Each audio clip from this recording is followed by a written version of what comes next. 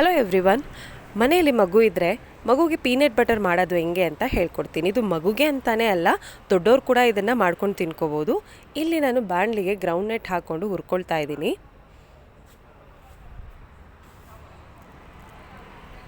So ತುಂಬ roast ಮಾಡೋಕ್ಕೆ ಹೋಗಬೇಡಿ, ಆದಷ್ಟು ಮಾಡ್ರೇಟಾಗಿ ರೋಸ್ಟ್ ಮಾಡ್ಕೊಳ್ಳಿ.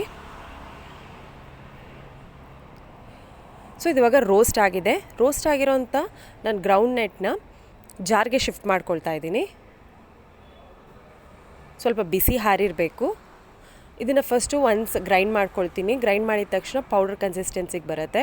ಇದಕ್ಕೆ ನಾನು ಸ್ವಲ್ಪ ಬೆಲ್ಲ ಹಾಕ್ಕೊಳ್ತಾ ಇದ್ದೀನಿ. ಇಲ್ಲ ಬೆಲ್ಲ ಬೇಡ ಅನ್ನೋರು ಉಪ್ಪು ಹಾಕ್ಕೋಬೋದು. ಇದು ಮಗುಗೆ ಮಾಡೋ ಕಾರಣಕ್ಕೆ ನಾನು ಚೂರು ಬೆಲ್ಲ ಹಾಕ್ಕೊಂಡೆ.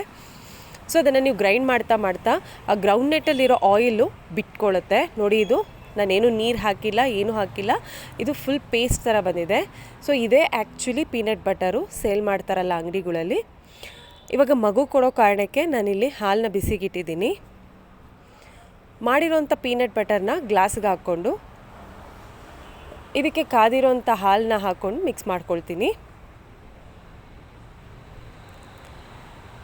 ಸೊ ಇದನ್ನು ಕ್ಲೀನಾಗಿ ಮಿಕ್ಸ್ ಮಾಡ್ಕೊಳ್ಳಿ. ಆಮೇಲೆ ಮಗುಗೆ ಕೊಟ್ರಿ ಅಂದರೆ ಒಳ್ಳೆ ಪ್ರೋಟೀನ್ ಕಂಟೆಂಟ್ ಇದೆ ಇದರಲ್ಲಿ, ಹಾಗಾಗಿ ಮಗುಗೆ ತುಂಬ ಒಳ್ಳೆಯದಾಗತ್ತೆ, ಆರೋಗ್ಯವಾಗಿರುತ್ತೆ.